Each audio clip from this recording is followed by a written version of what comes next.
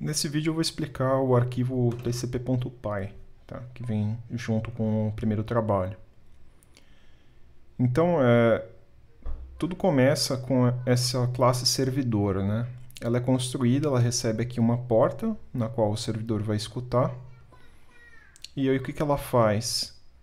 Ela cria aqui um socket. Socket é a interface que a gente tem com o sistema operacional.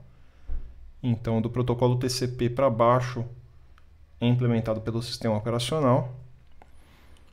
A gente diz que a gente quer trabalhar com endereços da internet, protocolo IP.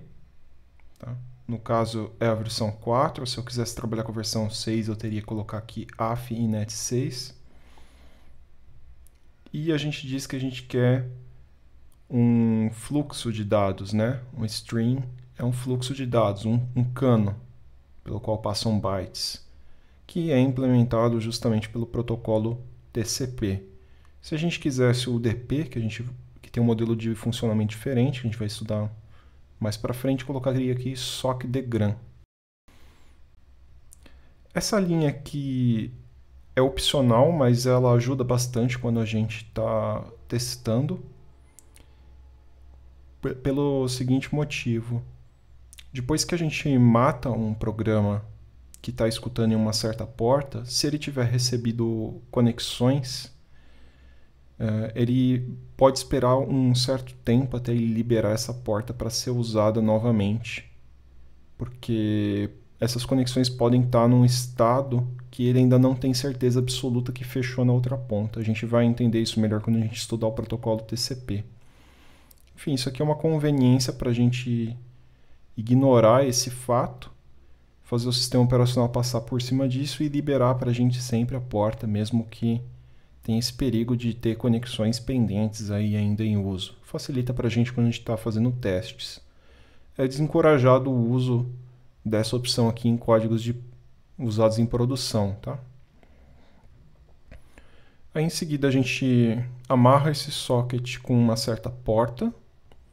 Essa string vazia significa que a gente quer disponibilizar esse servidor para todas as nossas interfaces de rede. Um computador ele pode ter mais de uma interface de rede, ele pode ter uma rede cabeada, uma rede wireless, e ele sempre tem a rede local, LO, que a gente chama, que é uma rede na qual ele disponibiliza serviço para ele próprio, né?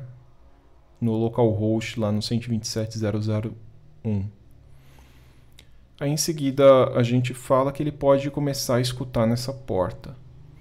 Esse parâmetro aqui, ele a princípio é o número de entradas que ele tem numa fila lá interna do sistema operacional. Se não me engano, em versões recentes do kernel, isso aqui é até ignorado, tá? Mas como existe lá desde os primórdios, eles ainda pedem para colocar um valor aqui.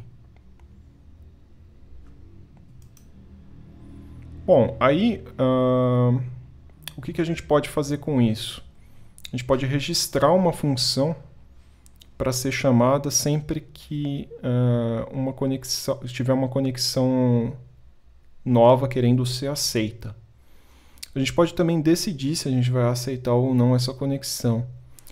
Mas aqui a gente coloca uma chamada para o método accept, porque a gente vai querer aceitar sempre, a gente não vai querer disponibilizar esse recurso de aceitar ou não a conexão.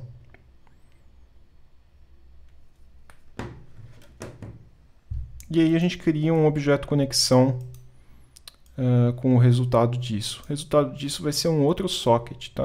O sistema constrói um novo socket para cada conexão aceita. E, por fim, a gente passa isso como argumento uma função callback que foi passada para nós. Esse lambda aqui eu estou construindo uma função que faz isso tudo, né? Então, é uma função que chama a função que foi passada.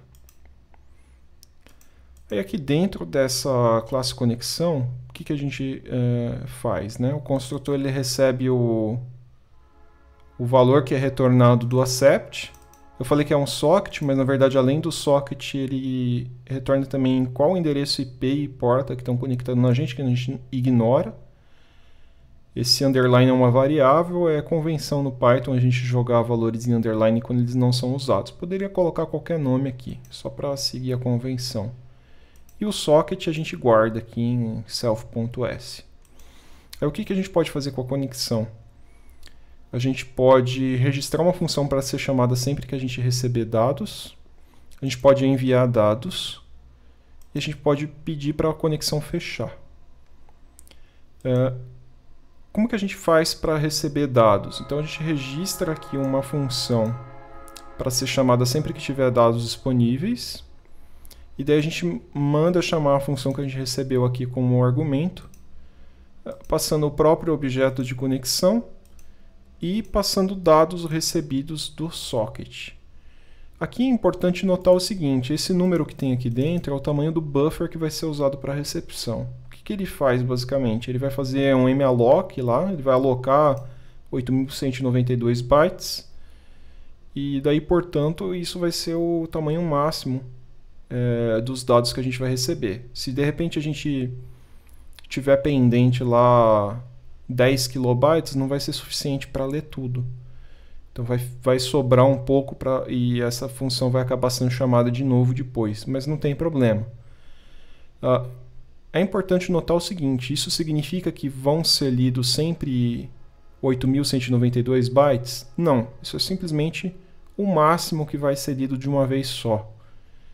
Suponha que tem apenas um byte disponível, outra ponta mandou um byte, ficou esperando um tempão, não mandou mais nada, ele vai ler da mesma forma um único byte aqui, mesmo que tenha um valor grande aqui dentro. Então ele, assim que tiver dados disponíveis e que o sistema operacional conseguir retornar o controle para o nosso programa, ele vai ler o que tiver disponível. Outra coisa importante é que é imprevisível para a gente o tanto que a gente vai ler de uma vez só. Então não é porque a outra ponta mandou 10 bytes de uma vez só que a gente vai ler 10 bytes de uma vez. Pode ser que a gente leia primeiro 4 e depois 6. Pode ser que esses 10 bytes acabem sendo juntados com mais alguns bytes que foram enviados um tempo depois. Por mais que seja bastante tempo de separação entre dois conjuntos de bytes que foram mandados, eles podem acabar sendo juntados por N motivos. Pode ser que ocorra um atraso na rede e o primeiro pedaço acabou chegando muito junto com o próximo. Pode ser que o sistema operacional está sobrecarregado e acaba demorando para retornar o controle para esse processo. Então tem N motivos, a gente não pode contar com isso. Se a gente escreve os nossos programas contando com esse fato que não é verdadeiro, né, de que a gente tentar contar com o fato de que parte dos dados vai ser recebida e depois outra parte, a gente acaba tendo a ilusão de que o programa está certo quando a gente testa localmente, mas depois quando a gente está numa situação real ele para de funcionar. Bom, vamos aos outros métodos. Aqui a gente tem o método enviar, nada mais faz do que chamar esse send_all do socket. O socket tem dois métodos para envio, o send e o send_all. A diferença do send_all é que ele vai ficar aqui preso até ele conseguir mandar todos os dados. O send pode ser que ele só mande parte dos dados e daí a gente tem que repetir a chamada para mandar a próxima parte. Tá? Então o send_all geralmente é mais fácil de usar. E o fechar, ele chama o close, que manda fechar a conexão. A gente vai ver isso melhor quando a gente estudar TCP, mas as duas pontas da conexão tem que fazer o fechamento. Então, mesmo se o cliente pedir para fechar a conexão, o servidor ainda tem que chamar esse close. Bom, eventualmente vai ser fechado de qualquer forma, mas um bom código bem escrito vai chamar isso para liberar recursos do sistema operacional mais rápido. E antes disso, é importante a gente remover essa função que a gente registrou aqui para receber notificações. Senão isso aqui pode dar problema, porque às vezes o sistema operacional reutiliza um número do file descriptor, que é o que ele usa para identificar um socket, e daí o Python se confunde todo e para de receber os eventos. Tá? Então a gente tem que remover antes da gente fechar o socket. Essa classe já cuida disso para a gente. Então isso aqui é uma pequena abstração em cima dos sockets. A gente poderia muito bem estar utilizando os sockets diretamente. Por que foi fornecido esse arquivo? Porque quando a gente fizer o segundo trabalho, a gente vai implementar o protocolo TCP em espaço de usuário e a gente vai poder seguir exatamente essa mesma API, digamos assim, para a gente poder só plugar nesse trabalho, e daí se a gente quiser usar todos os trabalhos em conjunto, a gente vai conseguir. No final, quem conseguir completar todos os 5 trabalhos vai ter um servidor funcionando de ponta até outra, todos os protocolos necessários implementados em espaço de usuário, sem depender das implementações do kernel, sem depender das implementações do Linux. Aí um detalhe importante, sempre que a gente usa essa biblioteca async.io do Python, o nosso código tem que rodar o que a gente chama de event loop, que é feito aqui nessa última linha. O que é esse event loop? Nada mais é do que um while true, tem dentro desse método aqui, e dentro desse while true ele tem uma chamada de sistema, que é a chamada de sistema poll, que fica monitorando todos os descritores de arquivo, né, todos os file descriptors para os quais a gente registrou aquelas funções de monitoramento, e se alguma delas tiver dados pendentes para serem trabalhados, ele vai chamar as funções que a gente registrou. Qual que é a vantagem de usar essa biblioteca? Não dá para usar a chamada de sistema direto no Python? Dá. A vantagem de usar essa biblioteca é que tem vários outros recursos interessantes que integram com esse loop dele. A gente tem, por exemplo, timers, que vão ser importantes para a gente quando a gente for implementar o TCP. A gente esperar uma certa quantidade de segundos e depois disso chamar uma função.